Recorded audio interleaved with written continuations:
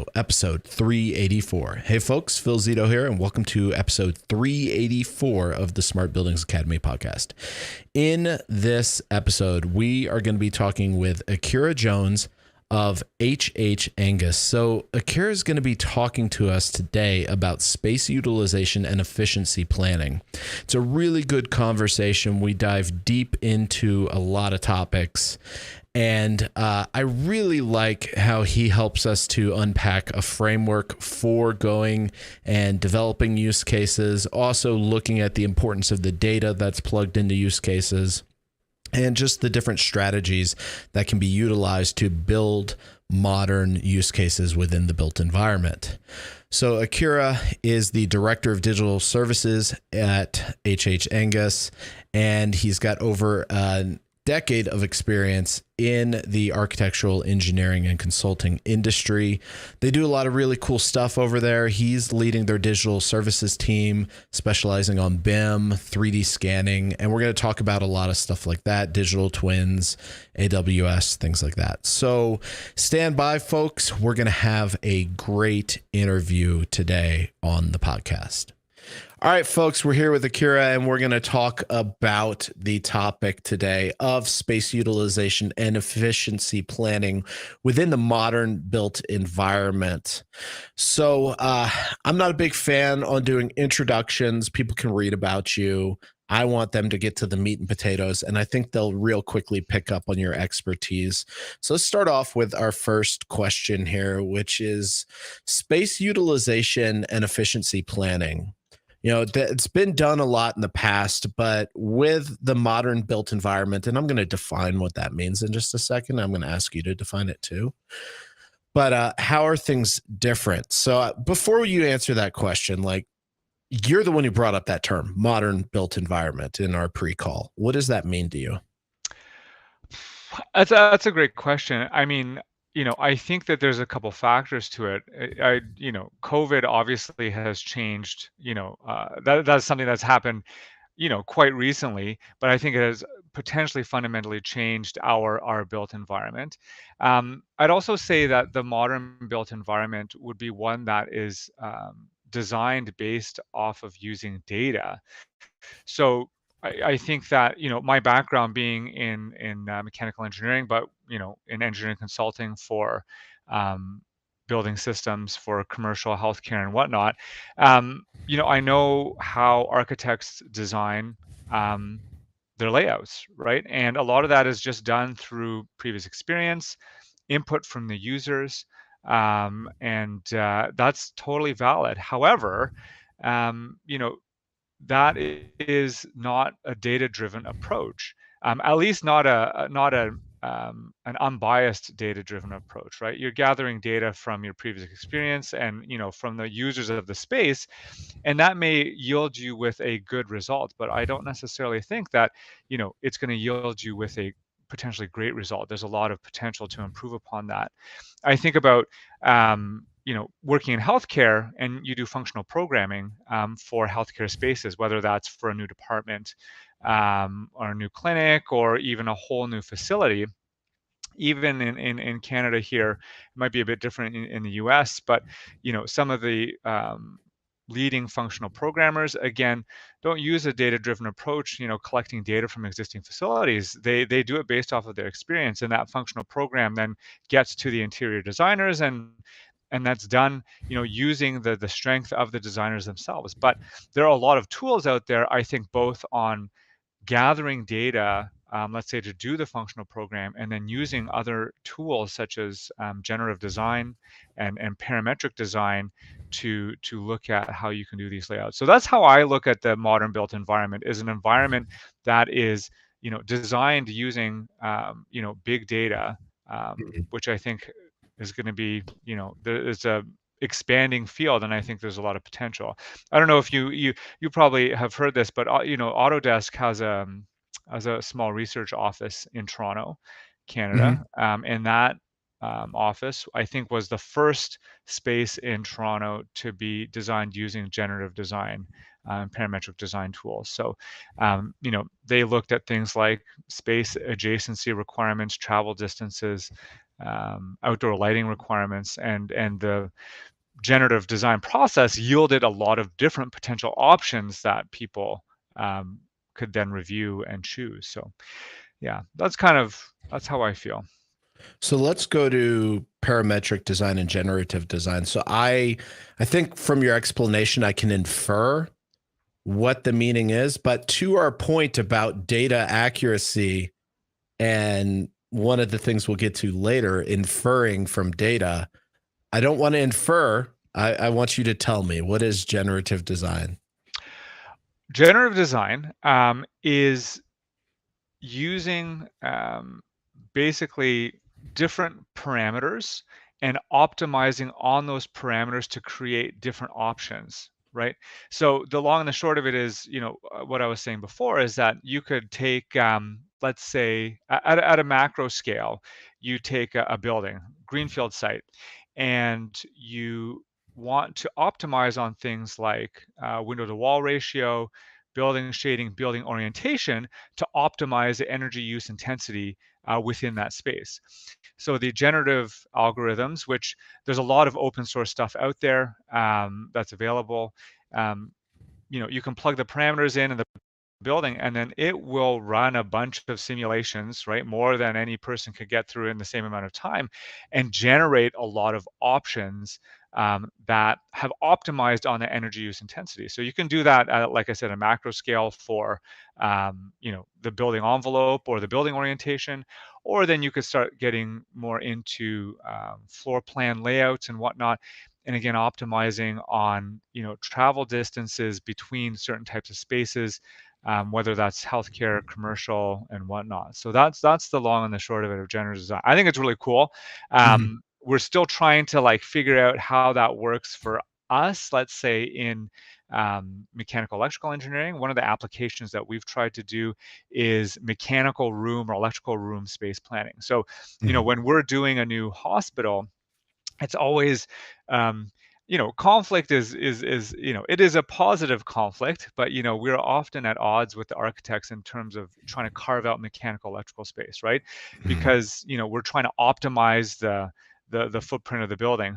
So they're always trying to get us to minimize the mechanical room space. So could we use generative design principles to optimize a mechanical room, right? Where you think about, the chillers are this big and the boilers are this big and they need this much clearance, and we can make estimates in terms of like how much duct and pipe work is going to be overhead and whatnot, and just try and see if the computer can come up with a better layout than we could, or at least come up with a bunch of different options that we could then look at. So Hmm. I think there's a ton of potential. It's still, I think, somewhat in its infancy, though. So how do you, and what has your experience been incorporating, how do I say this? People who think they know better than the technology and have their own biases and have their own experience. Because we see this in analytics, right? You see, I'm going to deploy analytics, it recommends this. And then you've got that person who says, well, I've been doing this 50 years, I recommend this. And it's like, well, this data points to this. How do you get data trust? And then how do you overcome egos?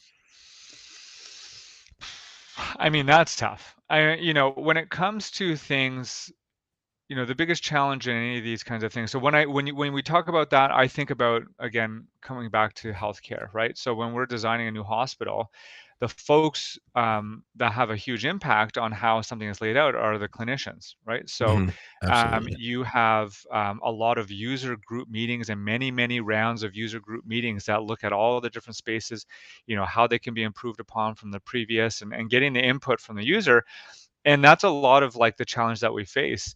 I think that I don't have a great answer for you, because we're not in that stage where we've been able to show how data could improve upon the planning. I think there's a great example. I have a friend who's an ER physician in Toronto, and she works at two different campuses. And we were recently involved in a renovation of a clinical department, and she was like, "This was designed great." She's like, "The users that were in charge of relaying the needs to the architect did a great job here. Hmm. Similar type space in a different campus said they got it wrong here." You know what I mean? And Yeah. that's when you're relying on people, right? You're going to get very different results. And I think that um, yeah, I don't have a good answer for that, Phil. I'll be honest. It's hard to get It people is. to come around to something that they feel they have expertise in. And I think the challenge is more of like a people thing where you have to you have to gain the trust of the stakeholders, and you have to involve them in the process, and you have to bring them along for the journey. And I think a big part of like why somebody like that with an ego might be very resistant is that you are coming in on their territory, right? Yeah. And I think a lot of challenges with the adoption of these kinds of technologies and using more data to drive results is the feeling that folks are going to become obsolete, right? Hmm. However, I think this is an example that's been used with me a lot in the past, that I think is really interesting, is the introduction of the ATM into the banking industry, right? And this was going to be something that replaced all the tellers, and you're taking people's jobs away. This is a common thread in technology, right? But in fact, the ATM allowed the tellers to do different kinds of jobs and less, just rote kind of taking money out for people. So it Yeah. expanded what they were capable of doing, expanded what services the bank could offer. And in fact, there are more banks and more tellers and more bank employees than there ever were, right? Hmm. And I think the main argument I would make, and maybe that's a long way to come around to this, is that the data and these tools are simply companions to people, right? Hmm. People are still required for input in spaces that people exist in, right? Like a computer can't tell us, how something should be designed perfectly. There is a human element to everything that we do. These tools just give us better tools to make better decisions, and that's Hmm. how I would pose it to the folks that are resistors and say, there's no threat to you. This gives us the ability to give us more options, make us make better decisions, maybe think of some things that we hadn't thought of before, um, but to assure that the people aspect is not going to be taken out of it. Yeah. And I think one of the things that you hit on is it's not obsolescence of talent. If anything, it's going to require new development of talent because we can't think about the potential solutions and offerings we can do if we're so busy. Like one of the things that drives my team internally here crazy is now that I've been freed up with having trainers on staff, I'm thinking of more ideas. Yeah. And then they're like, shit, we got to execute those. So, but it's, when you're so busy, you can't think of any new ideas. So that's a valid point. And then you have a little bit of a chicken and the egg, which is like if you never gather the data points, you will never have the data. So let me ask you this. Um, is there a systemization of the question process, the interview process, of the user group process that can produce more predictable results? That's that's a great question. So, when it comes to us and the type of work that we're doing now in our digital team, which is very new for us, right? I will say that it is a bit of a departure from our core business and my background as a mechanical engineer. However, we do have a different division in our company that does more management consulting style work as it comes to digital strategy planning. So we do have great tools to rely on to get to know the client. This is a key factor that I have found is really important for our kind of pilot work and getting into this, is spending a lot of time to getting to know the client.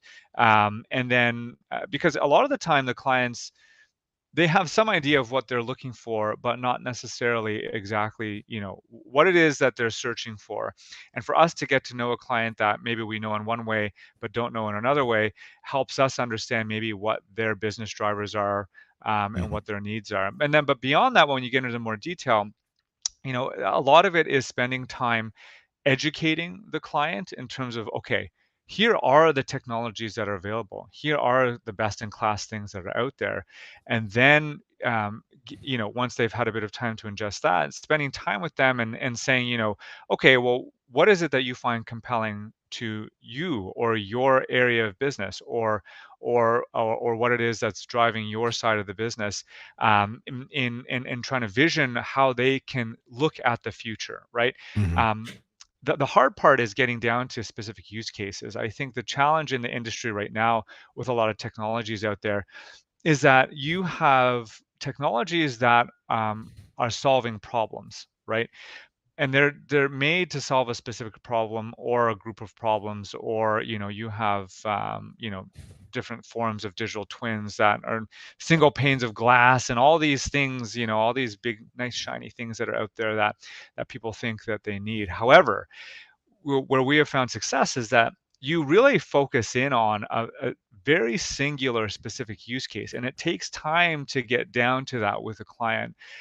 But what that does is it gives us the opportunity to show value on something specific, and you can Mm-hmm. tie the monetary value of that thing to a very specific thing, right? Mm-hmm. I think you see a lot of products out there that offer platforms on a per square foot basis, right? It's X number of cents per square foot. But I think over time, that's hard for the end user to connect where that value is being generated from. However, if you get down to specific use cases and build upon that, and you build that on you know on flexible infrastructure, let's say Mm-hmm. in the cloud, that gives you an opportunity to start somewhere with a client that doesn't know exactly what they want. You can show some value, and then you can expand beyond that point. Mm-hmm. Are you advocating for more of a transactional business model where the use case is the transaction and you pay based on execution of the transaction, and then the monetary ROI is okay, transaction costs X, return is Y. This is a positive transaction or it's not a positive transaction. Look, I mean, yes and no, right? Mm-hmm. I will say selfishly that recurring revenue is a lot easier to manage on the business side, and it allows us to have, obviously there's benefits to that for the organization selling the service. Mm-hmm. But you have to, one of the things that we get, we've been working alongside a large commercial REIT in Canada for a long time, a long-standing client of ours, and we are looking at their built environment and trying to understand how to, beyond just integrations and smart tech, integrate other kind of BIM or building information modeling related tools into their built environment processes. But the thing that always comes, the thing that is always the driver, for a commercial REIT, right? They want to get butts in the seats. Their Mm-hmm. tenants want the tenants want like a class A building. They want the landlord wants to command as much money per square foot, right? And that's what drives the organization, right? And everything else like doesn't matter. So unless you can show that value, that ROI specifically in terms of their business, you're not going to get their business, right? Mm-hmm. So you have to ask yourself, okay, what are we trying to do here? So yeah, I mean, I think that there has to be more of a line of sight on where the ROI is. And if it's a bit more transactional, or if there's parts of it that are transactional and parts of it that are recurring, then Mm-hmm. we have to be flexible in working with clients to provide that. Interesting. So what I heard you say is ROI is based on the vertical market and different folks are going to measure it differently. So for example, healthcare, they're going to potentially take something that it delivers life safety or patient care outcomes, and it may not be, I mean, everything's financial to a point, but they may be willing to accept a lower ROI level than real estate investment trusts who are looking at it maybe at a higher return. Oh, for sure, right? Okay. And, you have to, I mean, the healthcare system in Canada and the US is very different, right? In that for us, the healthcare is all funded through public money, right? Mhm. And so the goal really is obviously the financial efficiency of the institution, but also patient outcomes. But you look at the way the decisions are made are often at a very much a big data level, right? Like how are we maximizing patient outcomes as opposed to individual outcomes, Yeah. or healthcare revenue? But the REIT, the REIT is there as a return on investment, right? Yeah. And unless the thing is going to make the brand better or give them more dollars per square foot or increase the margin on Mhm. on operating the building and what are pass through costs from their tenants, then you're not going to get any traction. And I think there's a huge we're in this zone right now, at least in Canada, where on the commercial side they haven't quite figured out how to leverage these technologies in a way that they do drive that return, right? Hmm. Yeah. Yeah, that is one of the things that is interesting to me. I want to make this real for our listeners Sure. now. One of the things that I think a lot of folks struggle with. Okay, we talked about use case planning, we talked about user group. So let's try to build a framework for this. Like, what would it look like? Step one, I mean, obviously, you need to target someone. Let's assume that you've targeted a potential prospect for this. They've asked your organization to engage. You've engaged. What happens? What does it look like? I mean, Yeah. I mean, I would say that one of the things that has led to some of our initial success is just kind of flexibility. But mhm, um, typically the process that we have taken is we do a bit of a meet and greet, and the crazy thing is a lot of this has happened during COVID, so it has happened virtually. I'm hoping to move this more into some in-person meetings, at least at the outset. I think there's a mhm, lot more connection when you're in person. However, typically what we've done is we have shown some of the technologies that we have available or some of the things that we're capable of delivering or have delivered for other clients as an opener to say, hey, this is some of the stuff, especially if this is a cold contact, yeah, to say, hey, like, this is us as an organization, these are some of the things that we can do, and some of the things that we've done for other clients, and this is how we go about doing it. I'm a big proponent of doing this on cloud infrastructure because it gives us a lot of flexibility and very much more easily scalable than, let's say, like an on-premise solution. And so we highlight the fact that we've done different things and that we are vendor agnostic and work with different hardware, different mhm, software, and whatnot. And we just let that percolate for a bit. That's really like how we kind of get into an organization. We have some BD folks that we work with that are very good at keeping the contacts warm and setting up conversations down the road. I will say that when this just kind of on the side, when this started, um, one of the things that we had done was to show that we could build purpose-built digital twins, integrate real-time data visually mhm, online, through a web browser built on cloud infrastructure. But the thing that sold us the original client was something that we just built to, to as a proof of concept. I went internally and kind of hat in hand saying, look, can we just spend some money Mhm. thing that will show folks what the technology is capable of doing.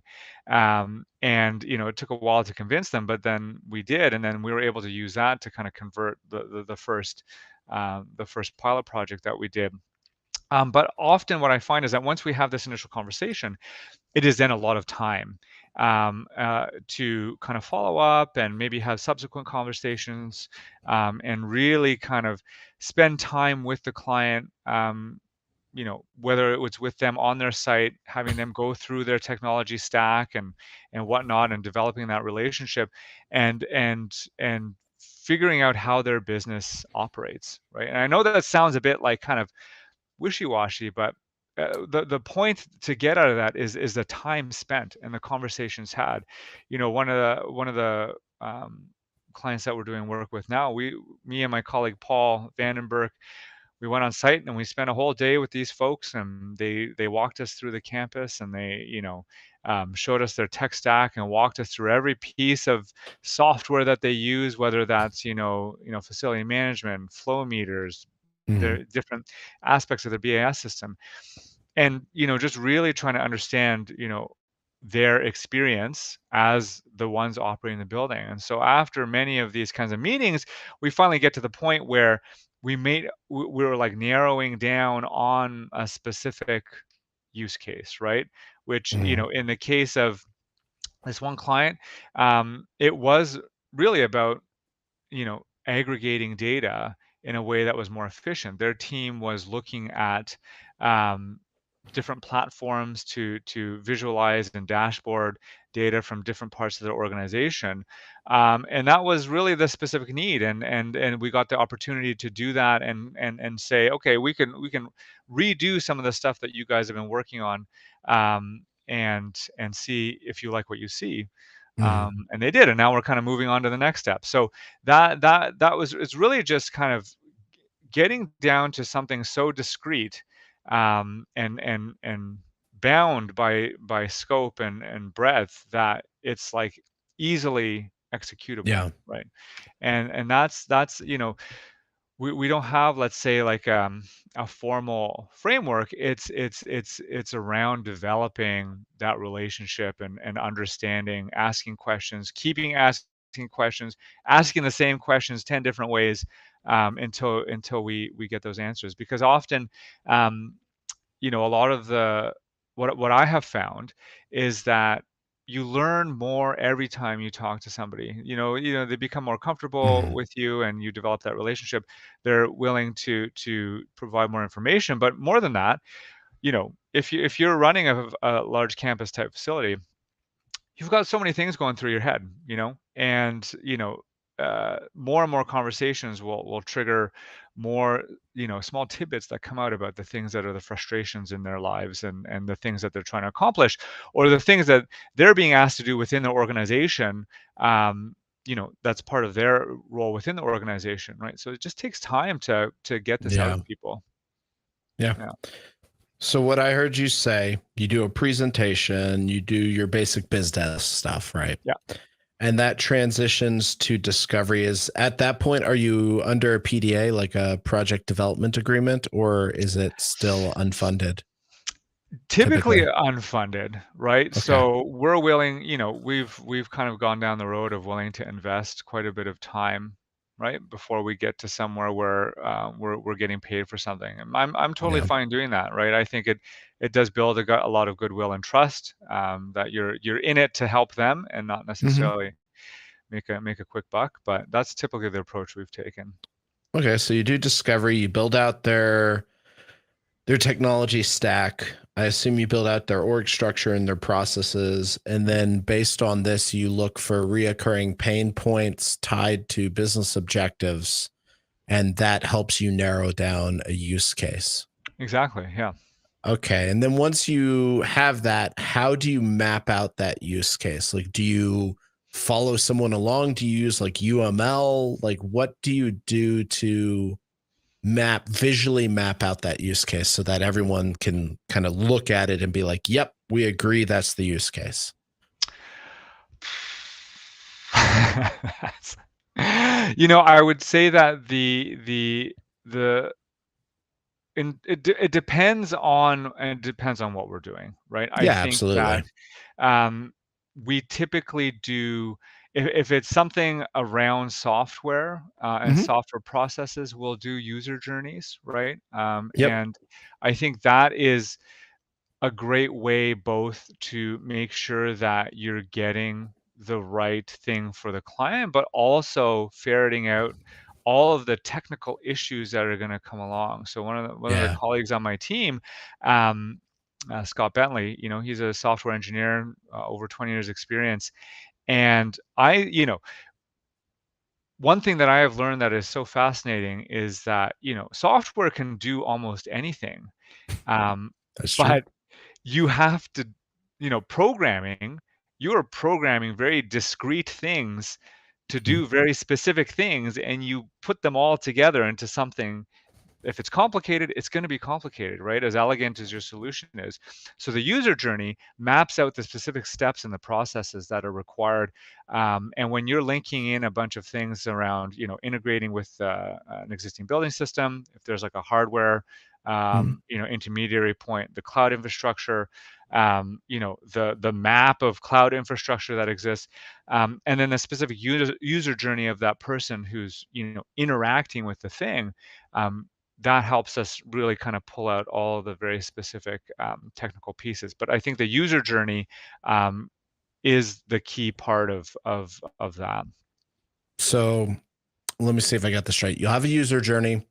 It would say this user does such and such, and then it would map through saying, well, this system requires this data from such and such. And so you would start to build out the technical requirements for the different APIs, for the different data interfaces. You'd make any assumptions, like we assume that this has this, that you need to validate. And that would all be kind of visualized out. And that's what you would use to build your initial beta slash pilot Yeah, solution against. exactly. And then there's an iterative process, right? And we've been very flexible in terms of like not being like, you know, this is what you paid us for, right? We then engage in a lot of the iterative feedback from the user, and see what can be improved.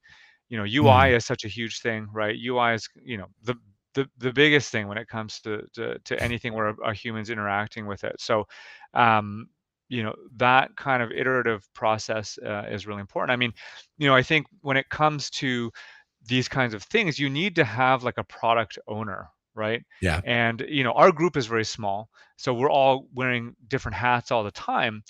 But the product owner is so key in interfacing with the end user, and then getting those requirements fed back, post the initial user journey. Then the iterative improvements that go along, and making sure that the requirements are implemented the way that they're intended to be. I always think about that. We've probably seen it a million times, but it's that comic that I think is like that's so poignant. It's like it's the different stakeholders in the group about trying to build the tire swing, right? And it's like how that changes based off of like how the requirements have been interpreted in terms of like what the client says they want versus what Yeah. they actually need, because often the client isn't also able to communicate. They think they know what they want, but they may not have gotten down to the root of what it is that they're actually looking for. Yeah, it's interesting. I'm trying to actually bring that up real quick. Let me see. There you go.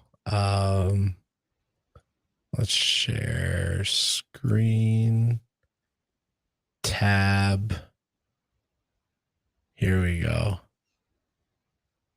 You should show on. There we go. Right there. That's exactly it, right? That is exactly what I'm talking about, and that's our experience, all the time. Because I would say the biggest challenge in any of this is the communication part, right? Like Yeah.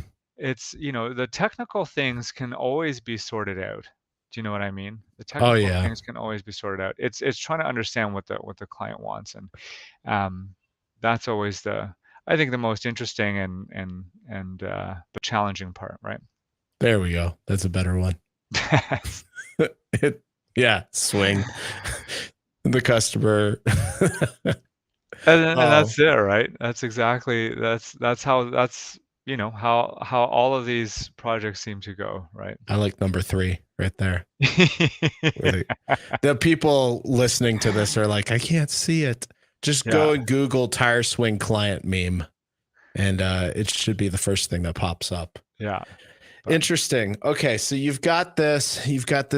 Another completely side note thing that is very fascinating to me is that we both have mechanical backgrounds, and here we are talking about software design life cycles. I mean, how our industry has shifted. It's it's fascinating. crazy. And as a side note, I uh, constantly tell our organization, to look for folks that on their resume there's some interest in software programming, right? Yeah. Or coding or something, because it's to me it's more of a mindset.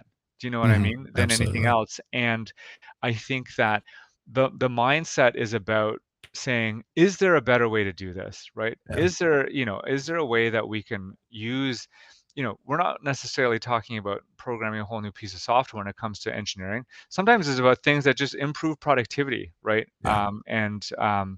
I think that the future of all of us is that I do my best. I know enough to be dangerous, and I Mhm. always make my colleagues' life, Scott, difficult because he has to spend so much time kind of coaching me through the specifics around software development. But the folks, the youth out there, and the folks that are just coming into their careers. If I was going to give one piece of advice, it's just to understand at a basic level what coding and programming is capable of doing in our work, Yeah. because that in itself is a skill, and can make space to do lots of really interesting things, that is going to change how we deliver our engineering work, like our core Mhm. engineering work. Yeah. Well, to your point, I think it makes picking things apart easier because you have inputs, processes, and outputs. And one of the things you and I talked about in the pre-call about a week or two ago now, we talked about the case of linens in a hospital and how people may think they need a bigger linen closet to store more linens in space design, but the reality may be that they have a very slow washer and dryer, and if they simply purchased a dryer that could do 4 loads an hour instead of 1 load an hour, they could reduce their linen closet storage space Yep. significantly. And it's these things where inferred versus actual data, like what you may think, oh, we're going through a lot of linens, thus we need more linen storage. And so you're making a causation on data that is true. You do go through a lot of linens, but is that the root cause of why you have a capacity issue? For sure. It also makes me think of, we've chatted with this commercial AI company in Canada, just because I think there's a lot of potential for using ML within our work. And we actually have somebody on our team that did their master's in machine learning, and it's really fascinating the things that you can model. But we were chatting with this commercial ML and AI company, and they were working in it with a process manufacturing organization, like company, that was trying to improve something on their production line, and they were Mm, gathering all this data, and they hadn't even begun to kind of model the system yet, but they noticed that it was some kind of specific kind of process of where they needed to like blast steam into some container to sterilize it, mhm, and they were like, by the way, do you know that you're doing two steam blasts as opposed to one? And they're like, no, no, no, it's just supposed to be one steam blast. And they're like, well, if you look at the data, you're doing two steam blasts. And they the facility operators did not realize that this was a thing that was happening, and by simply looking at the data and correcting this. There was like an error in terms of how this piece of equipment was operating. They like automatically improved the efficiency of the process. They hadn't even done anything yet, right? Yeah. Like this was just this is just observational, right? And I think that is, to your point, um, a lot of these, we're, like I said, I'm really interested in using ML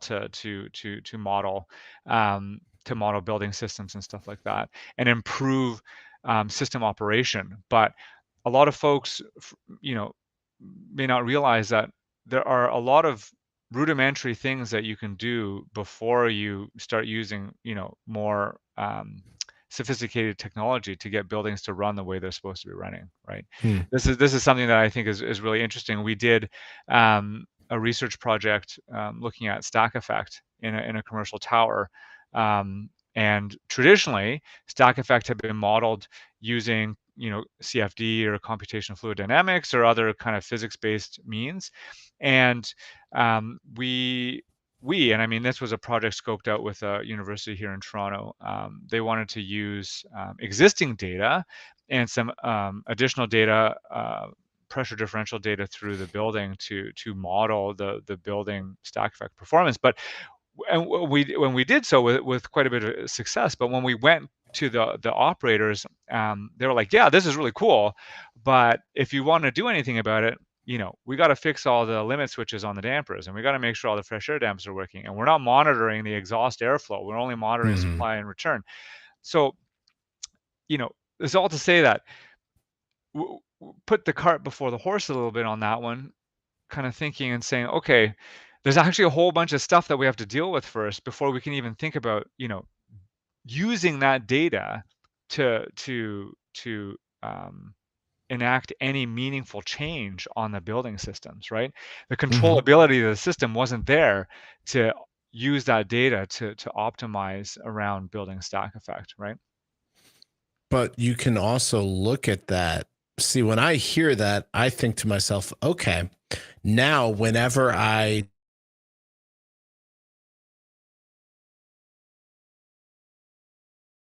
all potential variables I'm going to add to my analysis. Yep. And to the earlier question I asked you around how do you get systemized questions for clients that can lead to more predictable results? These would be things that we could start asking. For And sure. I think, quite frankly, giving like monetize the heck out of this, buddy. Give me 10%. But you could start building a database of these variables and algorithms and start licensing them out to other engineering firms. Yeah, and these are things that we think about. 10%. Said it here. This is it. I think about things. I think fault detection is a really interesting thing, and it ties into exactly what you're saying. These things like Copper Tree or Clockworks Analytics and all this stuff. Mm. Yeah, they're trying to help your organization with fault detection, but I'm sure they're just gathering immense amounts of building data to then really kind of optimize around Yeah. how they provide that product, right? And that's the long term. Oh, it'd be interesting to read through their EULA, their It end would, user it license would. agreement, and see. And see what they say. I Not mean, to I could be not to totally put wrong. anyone on blast. I'm not accusing anyone of anything. You heard it here. I'm not accusing anyone of anything. I always get nasty grams. Well, So that's the thing. I haven't read the end user license agreement, but in my mind, I mean, why wouldn't you do that? But I have yeah, spoken to other folks that say that they gather this data and then they leave it in isolation, right? And yeah. it's the organization's data, and that's very siloed. But you can't leverage big data if you don't have big data Yeah. sets. It would be interesting though to give clients like two purchase options.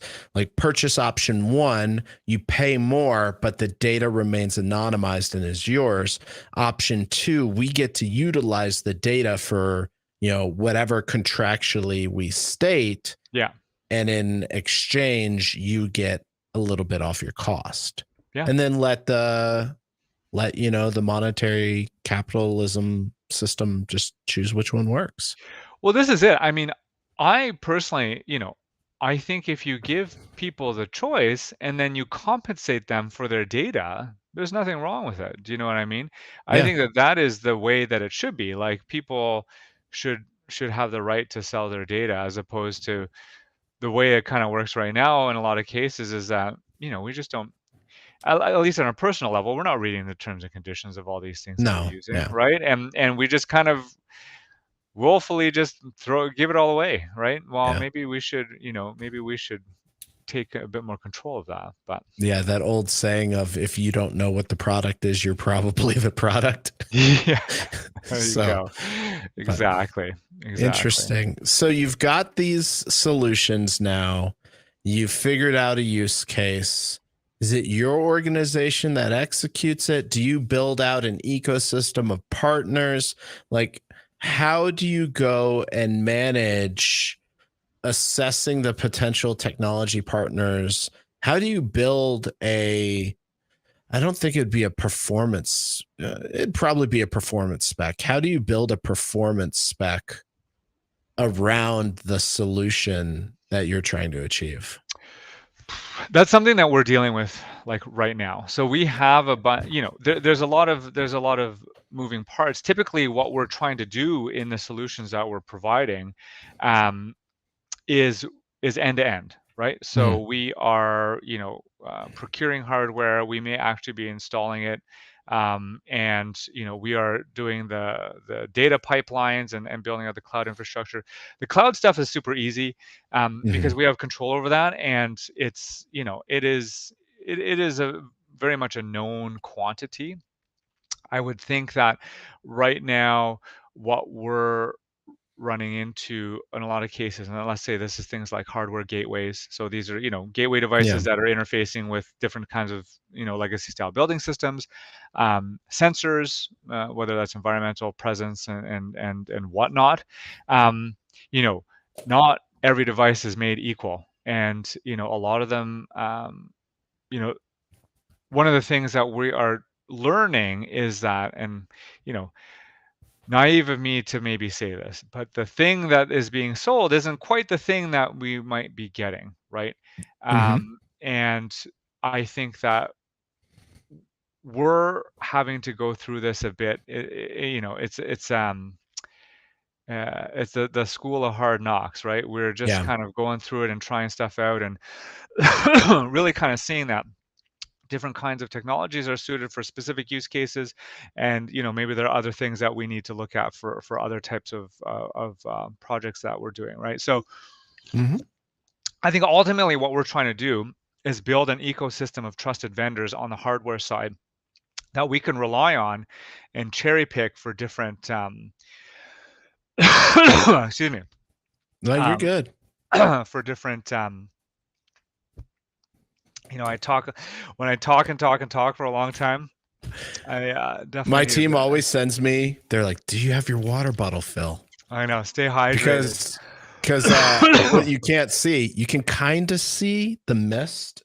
I've got a gigantic humidifier Ah, right to my right, and it's got like a nice little remote control because I couldn't figure out for the longest time, why am I coughing during every one of our podcasts? People probably think I'm dying of emphysema or something. yeah, And yeah. then I went in and it was like 20% relative humidity in this room.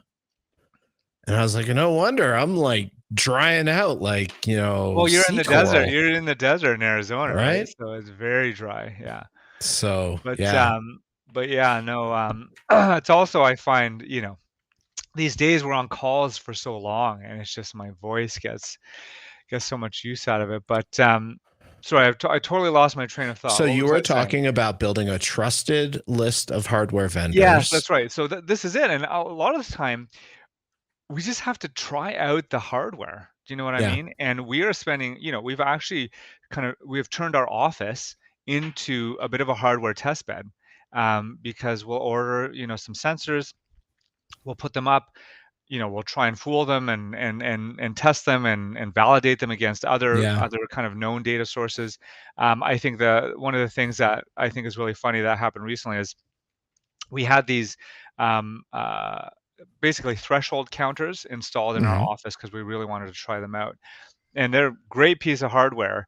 And some folks on my team just enlisted people around the office, and we were getting them to run through the doors and in groups and in as many chaotic ways as possible to see if we could fool the sensors. Because I think until you see it in practice, you really don't know. As the Yeah, rest of the stuff is just marketing material, right? very true. Um, yeah, and I would say, like, even with like gateway, some gateway devices that we use, we bought a bunch and they're great, but but but then you run up against their limitations, right? Yeah, And you realize, this is such a funny thing, but we were back and forth with the vendor, and they were like, "Oh, well, you've run out of memory," and we're like, "Okay, well." We talked about this for a long time, and they're like, yeah, we have a better one that has more memory. And it's like, okay, well, maybe we should have talked about this a bit more and yeah, gotten the better one. But you really don't know until you try. yeah. And Yeah, then you learn that, hey, now we need to go and ask, how do you calculate your memory storage? exactly. What determines what is long-term stored versus short-term stored? What is your buffer size? Yeah, All these potential issues that you discover, and then you build up a list of questions that then becomes your vendor, which is another thing you could sell. Your your vendor ranking checklist. for sure. And that's it. And I mean, I think it's also important to know what specific thing the device can do, right? Because a lot of devices will do one thing really well, but they won't do other things very well, right? Yeah, And so true. I think that I don't I think we might have mentioned this in the pre-call, but the industry out there on both hardware and the associated softwares and whatnot, there are so many different verticals that these products are meant for. And a lot of Yeah. products are meant for like one really specific use case. And that poses a challenge. I think that's another challenge that's posed to the end user, is that they're like, okay, well, if, how do we integrate all of these systems together? Because I think Hmm. something that is a big challenge is that even established kind of prop tech systems, so like the traditional stuff, Yeah. elevators, BAS, lighting control, whatnot, like you have these really established companies, but for instance, their APIs are garbage, right? And Hmm. unreliable. You have a lot of the other players out there are either tech startups or they're like in their infancy, and so again, you have situations where people make integrations in their smart buildings, and then something breaks, and they spend a lot of time trying to figure out what it is, and then all of a sudden, one of the vendors is like, "Oh yeah, sorry, we changed our API." It's like, okay, well, how about a process to let people know that this change is coming and documenting it and doing all this kind of Yeah. stuff, but you're dealing with a lot of organizations that either are big and traditional and may not have that mindset, or startups that don't um, that are just getting off the ground, right? So Yeah, yeah, and then you got to look at their funding and be like, is this company going to disappear in a couple years and yeah, I'm going to have something that has no support? I mean, that's a very real issue, especially with the price of money increasing. And a lot of these people are debt funded. yeah, Some aren't even profitable. I don't know if you ask or if they would even disclose, but does financial solvency go into the evaluation criteria of potential like obviously if it's a train or Johnson Controls or Siemens, you're not worried. You're like, yeah, okay, they're still going to be here. But if it's, Joe's Sensor Shack and, I just started and I've got 5 million of funding and it's like, okay, but exactly. And I think for us right now that we're kind of small enough that that is not on our radar, but we've worked on larger projects where it's meant to do like a specific application, like a smart washroom or something like that. And yeah. a couple of the vendors are startups, and so the organization asked for what their financials are, and what how many staff they have on the payroll, and these kinds of things, to understand a bit better the stability of the organization. I think that's like a fair question to ask. Yeah, absolutely. So we're coming right up on about the hour. What should I have asked you that I didn't ask you? I don't know. I feel like we talked about a lot of stuff. I think one of the things, I don't know. I'm gonna have to think about that for a little bit. Um, I think we touched on it a little bit, but it's what drives the use case, right? And Yeah. and and we did touch on it, and a lot of organizations and a lot of folks out there are always, it's the shiny new thing syndrome, right? They're like, Mm-hmm. my job is smart buildings and IoT in a project, so thus I must bring in technology, right? Yeah. And that is, to me, I think, the the wrong approach, and Mm-hmm. that's an approach that we don't take. And this comes around to what we were talking about before, is having a roster of hardware that we can rely on for different things, and using flexible, scalable infrastructure to build solutions on. Is that I don't think that you're gonna um, succeed if you taking a technology first approach, right? And I Mm-hmm. think that that's a lot of the case of what's happening in the industry right now, and they're not able to the end users aren't able to find how that drives value for them. So um, the thing that we try and focus on is like, when it comes to developing the use case, what it is about the challenge, the problem itself, and it's agnostic of technology, right? We don't go into Mm-hmm. a conversation saying, um, we're gonna we're gonna use this technology to do X, right? We may go into it saying we've used this technology to do this, Yeah. but the rest of the energy is spent um, finding out what the specific thing is, because otherwise, um, you're making the problem that you're trying to solve, right? Yeah. That's the thing. So that's kind of probably my last thought um, on that. Yeah. I would preface that into, is the vendor solution you're looking for trying to fit their problem into your enterprise, or are they trying to fit their stuff into your problem? Yeah, Sounds similar, but minor very differences. different. No, it's different. Yeah, for sure. Yeah. Is there anything else you'd leave with our audience? I would say that, the challenge in the industry is trying to find value, the ROI. Like, I think when you work in highly process driven environments, or you have large campuses, I think the what we're going to see is a lot of adoption, I think, of these kinds of technologies in the healthcare setting, or like a large post-secondary education institute, right? Because they have a control out of a lot over their assets, right? Mm-hmm. um, the commercial industry, I think, is going to struggle with this whole smart buildings, whole smart buildings things, because they don't necessarily have control over all their assets, right? They have a whole bunch of different True. tenants.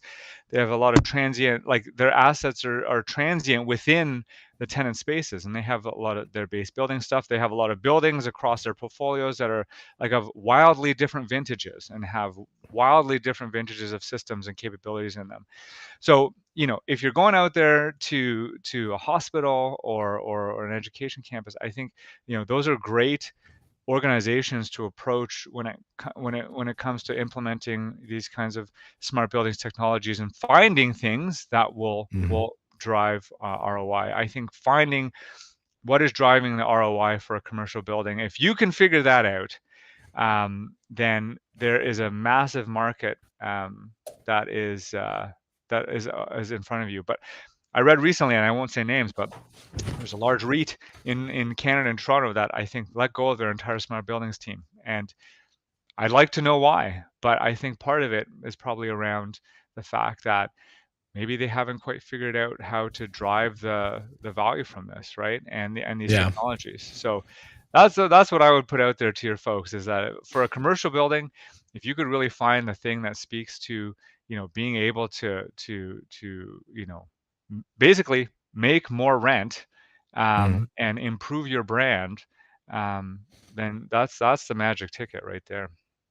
So should we just tell them, look at the upcoming, yeah, no, not legislation, the upcoming regulations around energy and how they're going to impact you, and that should be your ROI. I mean that okay, but I will say things. There was all the low-hanging fruit for energy efficiency is gone, right? Now you're like you trying to squeeze so much more out of the system, and then things like heat pumps. I Mhm. recently saw something about the U.S. heat pump production was like going to increase. I mean, there's so many other factors to the impact to the grid and whatnot, and Yeah. electrification. The the low-hanging fruit on energy efficiency is gone. Right now, we're trying to squeeze everything out of the buildings that we can, and the technology Mhm. will allow us to do that. But that is going to be hard. That's tough. So let me challenge you on that. I hear that a lot, that the low hanging fruit is gone. Yeah. But then I also hear anywhere from 60 to 80% of commercial assets don't have an automation system. Well, So is the low hanging fruit gone? maybe Or not is it then. Maybe just not. the Yeah. above 50,000 square feet or whatever that is in meters Yeah. um, is gone, and it's 50,000 and below is like a prime opportunity? But then how do, and this is a whole nother podcast, how do contractors, engineers, owners, reps who are built on a large project model convert their organizational structure and processes to address a much smaller transactional model that you go from, okay, we did 10 big buildings to 1,000 Little small ones. buildings? Yeah. I'll add to that. I totally agree. I think the challenge too is, the models that are used to determine, whether that building, meets its energy target.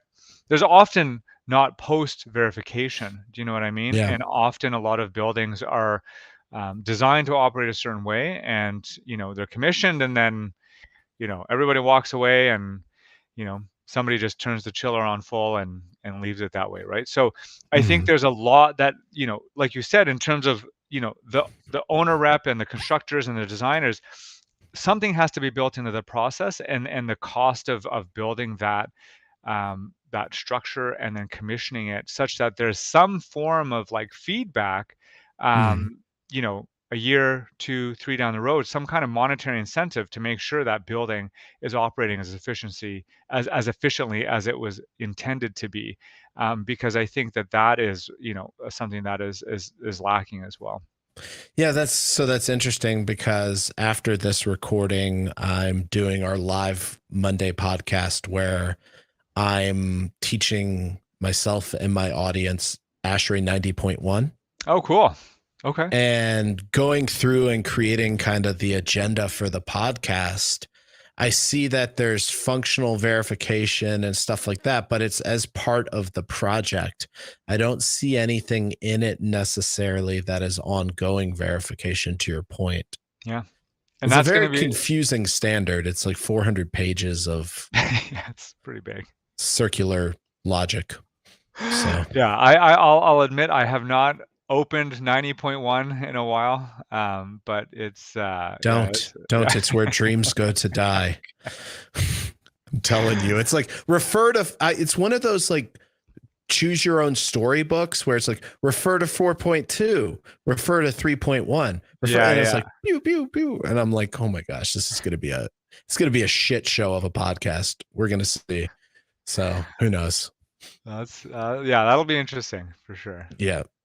But no, I think you brought up really valid points. I appreciate everything today. I thought it gave a realistic view. It's very ambitious that you're doing cradle to grave on the smart side.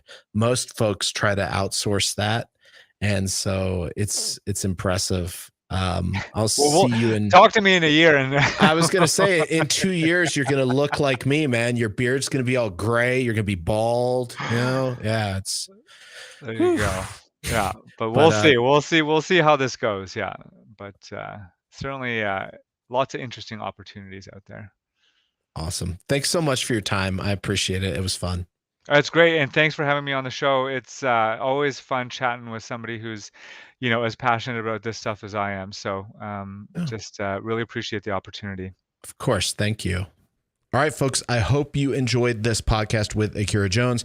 I will provide a link to his LinkedIn at podcast.smartbuildingsacademy.com/384. Once again, that is podcast.smartbuildingsacademy.com/384. Definitely feel free to connect with him if you have any questions related to what we discussed today on the episode. Thanks so much for watching, everybody, and I look forward to seeing you on the next episode.